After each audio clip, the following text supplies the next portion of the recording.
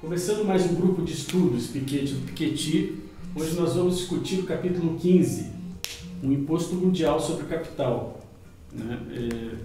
Para regular o capitalismo patrimonial globalizado do século XXI, não basta repensar o modelo fiscal e social do século XX e adaptá-lo ao mundo de hoje. O bacana dessa ideia do imposto mundial sobre o capital é que não tem para onde os milionários fugirem, né? O pessoal fala assim muito de que se fazer imposto sobre o capital no Brasil, o pessoal vai mudar para aqui, vai levar toda a renda para fora. A ideia é boa nesse sentido. Então, nesse capítulo 15, o Piketty ele vai fechar uma espécie de tripé do que ele entende que deve ser a política fiscal, do que ele chama de Estado Social.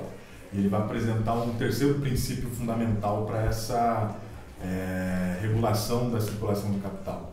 Então, ele já tinha tratado nos capítulos anteriores da importância, primeiro, da universalidade, segundo, da progressividade, e agora ele vai tematizar a questão da transparência. E esse tripé de princípios se organiza em torno desses três grandes impostos que, para ele, são fundamentais para a organização do capitalismo do século XXI. O tripé é composto, primeiro, sobre o imposto progressivo sobre a renda, segundo, pelo imposto progressivo sobre as heranças, e agora ele vai problematizar a necessidade de se implementar um imposto mundial sobre o capital. Enquanto os dois primeiros têm como objetivo criar bases fiscais para que o Estado possa implementar políticas públicas, esse terceiro, para ele, que deve ser a inovação do século XXI, tem como objetivo regular a circulação de capital propriamente dita. E ele vai fazer a defesa de que isso é possível de se implementar, tanto do ponto de vista econômico quanto do ponto de vista técnico, e que é necessária uma vontade política para que isso possa acontecer, né? O que tem de positivo nessa proposta é exatamente uma tentativa coordenada globalmente para se organizar mecanismos de regulação do capital a partir, né, ele vai eleger como base tributária fundamental as fortunas privadas, o capital privado das pessoas físicas. Então ele se propõe que se faça um cômputo geral de todos os ativos financeiros, imobiliários e empresariais de cada pessoa, para poder a partir daí fazer essa taxação. E o que tem de problemático, que ele não avança muito nessa discussão, é como é que isso poderia ser implementado. Quem seria o regulador, ou quem seria o ator econômico responsável por articular essa coordenação internacional. Então, por conta disso, e sabendo desse desafio, ele próprio chama isso de uma utopia útil, uma necessidade imposta pelo capitalismo do início do século XXI, sobre a qual a gente deve se debruçar, mas que ainda não se tem clareza de quem deve fazer isso. Mas aí aparece uma crítica, né, a ele pela coisa da ingenuidade mesmo, né, de você ter que, para aprovar uma lei mundial, você não consegue aprovar uma lei nem no Brasil direito, uma coisa assim. Você teria os legislativos de todos os países tendo que aprovar uma ideia dessa. Desde que o livro foi publicado, faz 2 anos, na verdade essa proposta é aquela que tem sido tratada como a mais frágil do que ele apresenta, exatamente porque, mesmo depois da crise de 2008, quando a gente teve um ambiente de rediscussão do que devia ser a arquitetura financeira internacional, a gente não conseguiu produzir internacionalmente um novo desenho, novos órgãos reguladores ou uma concertação política e econômica que se dispusesse a fazer esse debate, né? Mas mesmo assim ele disse que ele quer apresentar esse debate para deixar isso na agenda econômica, mesmo que a gente vive um momento diverso do ponto de vista político, ou que seja complexo fazer essa discussão em âmbito global. Mas na verdade a expressão imposto mundial sobre o capital, ela não teria muita diferença do que se fossem impostos nacionais sobre o capital em todos os países. Sim. Ele até faz essa problemática. Se cada país pudesse adotar um imposto semelhante, cada país regulasse o seu como imposto... se fosse um compromisso entre países de taxar milionários. Mas aí entra a questão da transparência, né? Que ele comenta também que a China não tem essa taxação completamente transparente, mas tem uma regulação econômica, né, do capital. Tem 2 questões por trás disso. Primeiro se os países pudessem nacionalmente definir as suas taxas, você conseguiria regular o capital, mas você não diminuiria o assanhamento desse capital por ir atrás de maiores rendimentos. Então, provavelmente, os países que tivessem as menores taxas seriam aqueles que receberiam mais capitais. Então, você tem uma tendência de médio prazo dessa taxa aí diminuindo. Então, por isso que há uma necessidade dele ser mundial. Eu me lembro que no Rio Grande do Sul, os veículos empresários estavam exigindo que o governo publicasse a lista de todos os funcionários públicos e seus salários. Mas aí pergunta para eles, vocês vão publicar as suas transações e os seus salários também e tal? Não, daí não querem. Querem só a transparência de um lado. Então acho que nós estamos, no debate da transparência, a gente está muito, muito atrasado também, porque às vezes a transparência é uma transparência, digamos que limitada, porque a transparência que se defende é uma transparência de informações processadas.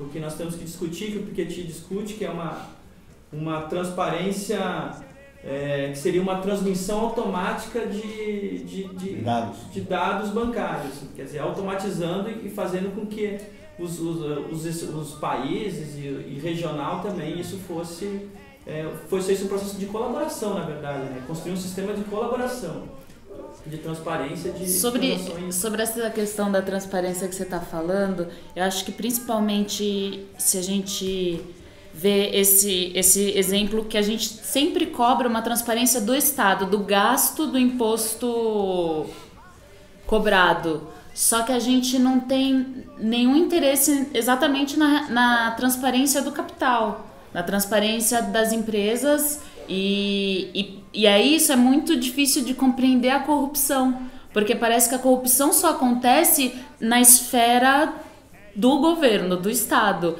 e nunca acontece na esfera dos negócios, dos empresários. Imagina, ele é um homem de negócios. Sim, teve um determinado momento dos vídeos que a gente fez, que naquele dia que a gente estava todo mundo de xadrez, que um rapaz disse que a gente era filho de burgueses numa casa discutindo como tirar dinheiro dos ricos. Então, tipo...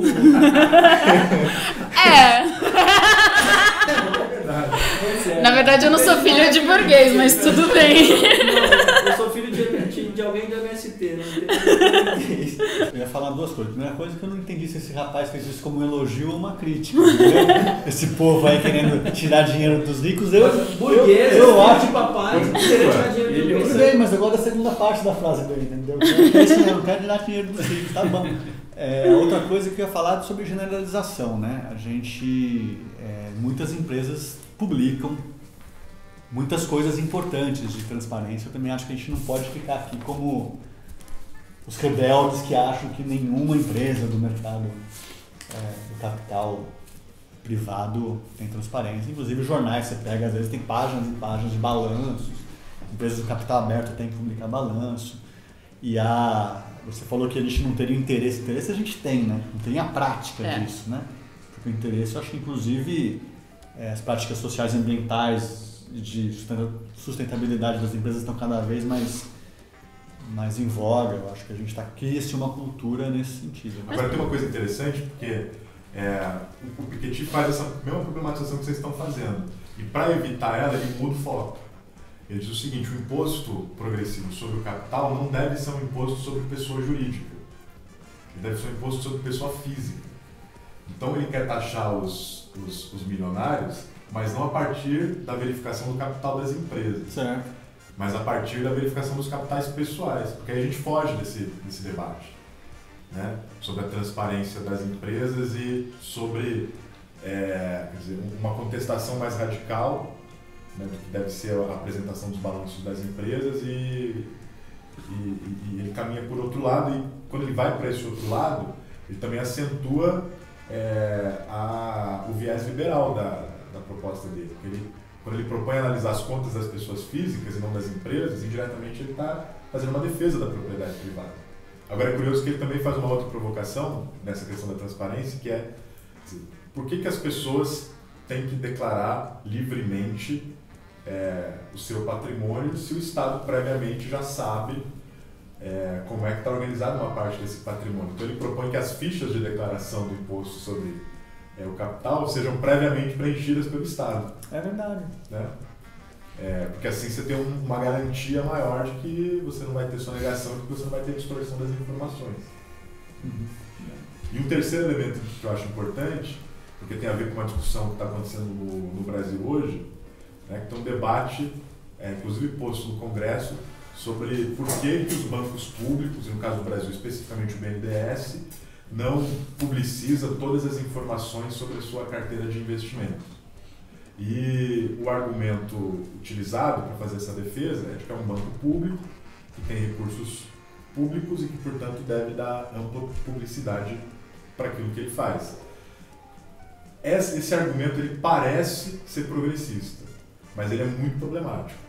Ele é problemático porque a gente faz uma discussão sobre a abertura da carteira de investimentos dos bancos públicos, mas não dos bancos privados. Se só os bancos públicos, se só o BNDES abre as informações sobre os seus investimentos, na prática, o que a gente está fazendo prejudica, arrebentando o banco público.